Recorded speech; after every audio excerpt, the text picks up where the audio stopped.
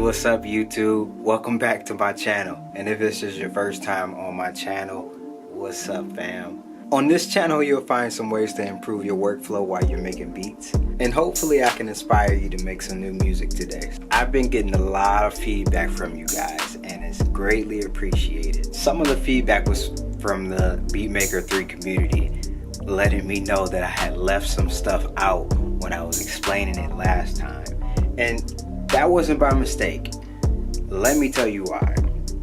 All month I've been doing an introductory to getting into making beats on your iPad or on your iPhone. So now that we got some of the introductory processes out there, let's go ahead and jump into some pro tips. In this video, I'm going to show you how to use BeatMaker 3 to start making beats like a pro on your iPad. Let's jump into it. Okay, so since you're on this video, I'm gonna assume that you kinda already know what you're doing as far as music production. So you should be kinda familiar with some of the terms that I might throw out there. One of the things that sets BeatMaker 3 apart from a lot of the iOS DAWs is the ability to bring in iOS's version of VSTs, which are called audio units. Remember those apps that I showed you guys in the other video on how to start making beats on iPad for free, right? So in BeatMaker 3 or iOS period, you'll have two different versions of those apps. A lot of those times, only one version is available, and I'm going to show you what I'm talking about. When we go into BeatMaker 3, we're going to go into our sample editor and hit our plugins tab. So you'll see here it says audio units, which is iOS's version of VSTs or audio unit plugins. And then you have what they call the inner app audio, which those same apps will open up its own instance of itself outside of your DAW. Does that make sense? Let me show you. Audio units, these are what we know as the plugins, which they have extensions to those apps that work inside your DAW. And when we load one up, you can see that we haven't left BeatMaker 3 and it still works inside of that app. It works within BeatMaker 3, the DAW. Now inner app audios, on the other hand, those will open up its own instance of that app outside of your DAW. So what we're going to do is create a new bank and then open up a inner app audio.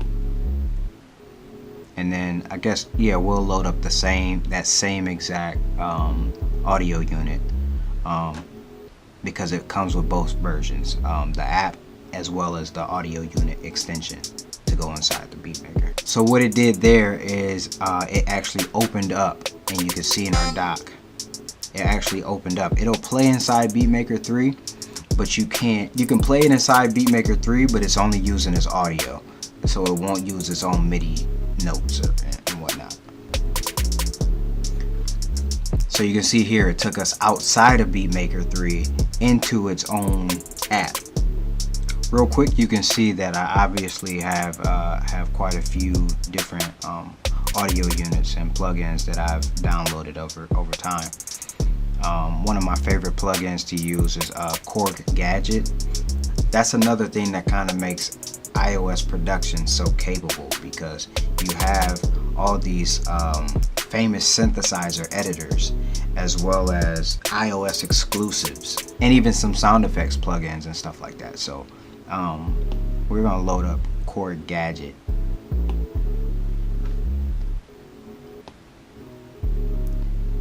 And like I said, the inner app audio plugins will open its own instance of itself outside of BeatMaker 3. So that's what Korg Gadget just did. Here you have a whole Korg module interface, which emulates different Korg instruments within Korg Gadget. Tons and tons of presets and tons of instruments that you can either download and tweak for yourself. Another pro tip for BeatMaker 3 and just iOS production period is the ability to connect an external MIDI controller.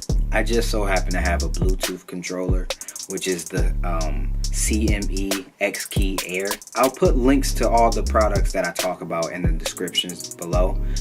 They are affiliate links, and if you use my link, I do get a small commission. So that does help the channel grow so I can keep doing videos just like this. So within BeatMaker 3, you go into your settings tab and tap audio and MIDI devices. And for Bluetooth keyboards, you just turn that on and tap that Bluetooth button there, and you see X Key Air there. It says not connected. You tap that, and voila, it's connected. No strings attached. Like barely any latency at all. Works seamlessly. Perfect professional setup I can create anywhere. You don't need a Bluetooth MIDI keyboard to connect.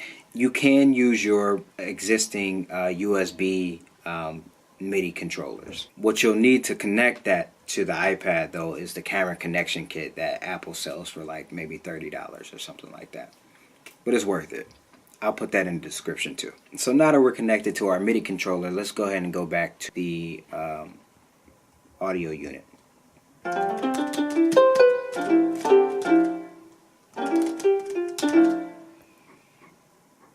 And as you can see, I can go through these sounds and just pick whichever one I want.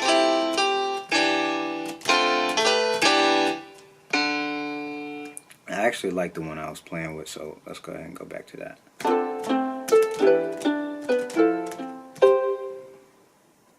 And what we're going to do is go ahead and go back to BeatMaker 3.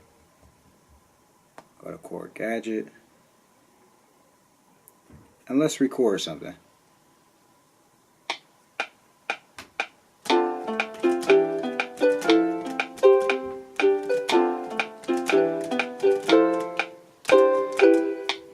Another one of my favorite features in BeatMaker 3 is the ability to import your own sample libraries. Whether you have like drum kits or whatever samples that you have, you can import them inside of BeatMaker 3. So if you have like a cloud-based account or a Dropbox or something like that, like Google Drive or Dropbox or something like that, you can log into that from your iPad and import those files into your file directory inside of BeatMaker 3. Those files will then show up into your samples library, and you can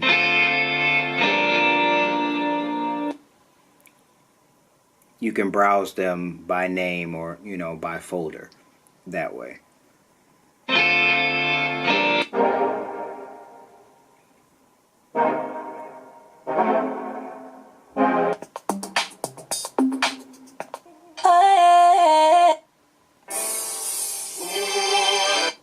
So as you can see, I've already pulled in some samples that I've been playing with already, and all I have to do is from here drag and drop those onto the sequencer, and just like that, I'm right there on on my it's right there on my sequence,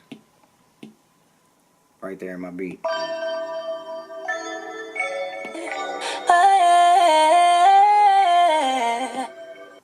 Now even with your beat pads, it works the same exact way.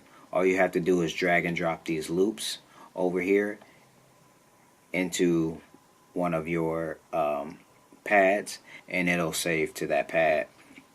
And once you drag and drop those files, you can go in and go to the sample editor tab, and you can see your sample and edit it from there. There's so many parameters in here. Just messed that up. Hold up. Reset it. So there's so many parameters in here to where you can manipulate each individual sample, like I showed you in the other video. So real quick, I'm just gonna finish up this beat that I started earlier today, just to give you like a quick walkthrough on my workflow inside of BeatMaker 3. So what I did was record the drums first,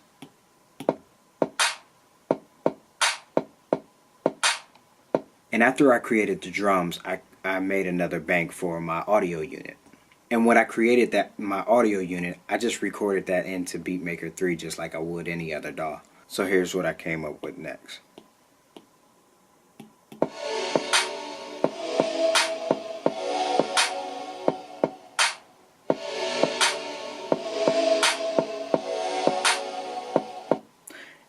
And I just continued to add those layers as I went on.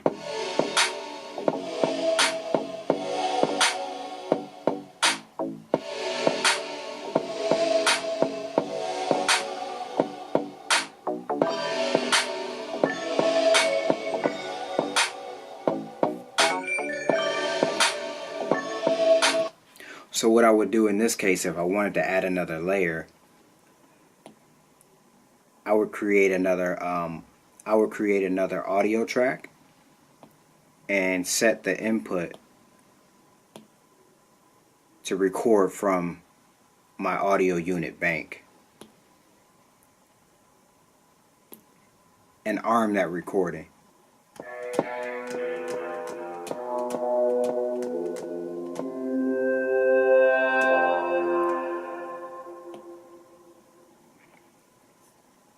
Then what I would do from there is go in and change my instrument.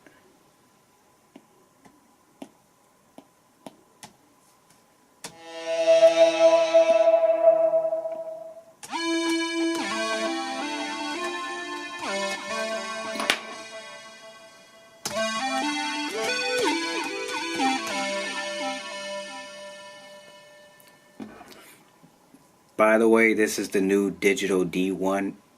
And man, the sounds in this mug are crazy. Let me know in the comments if you guys want me to do a demo of that app. The sounds are, trust me.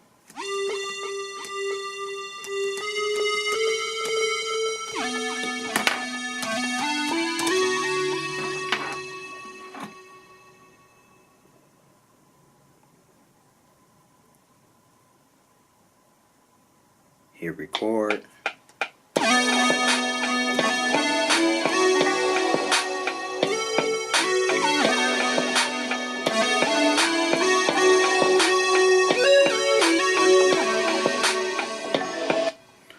So you'll see here, I might have to turn that down too though. But you'll see here that it recorded that audio. And I went over just a little bit more than what I wanted to. And you'll see that it recorded that audio.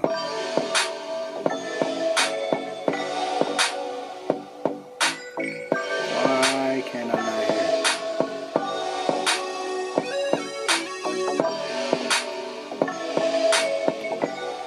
Turned it down way too low. So, and you'll see here that it recorded that audio right here.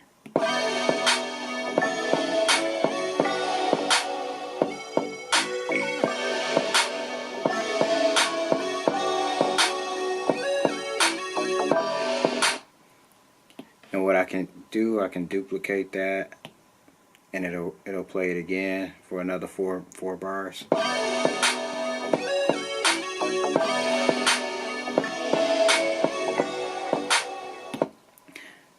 And it works the same way with MIDI notes too. So what I would do here is create a new bank, and then go back to my sampler window or my plugin window, which is also like the same thing. Go into, let's grab something from Rolly Noise app. I like the fundamentals from Rolly.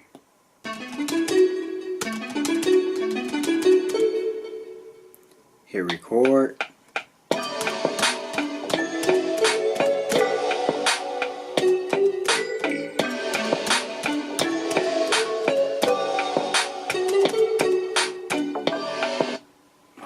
And you'll see there that it actually recorded my MIDI notes. So we good to go.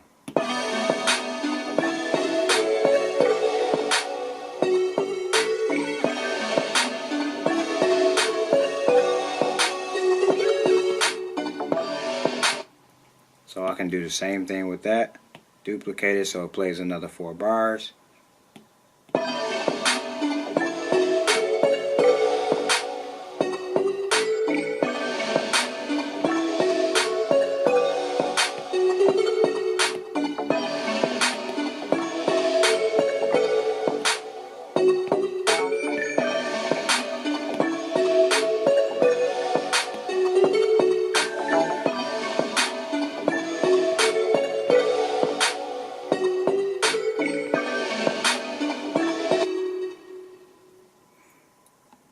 And I can even have that play first and have the other part that I play second. So let's play. Unmute that.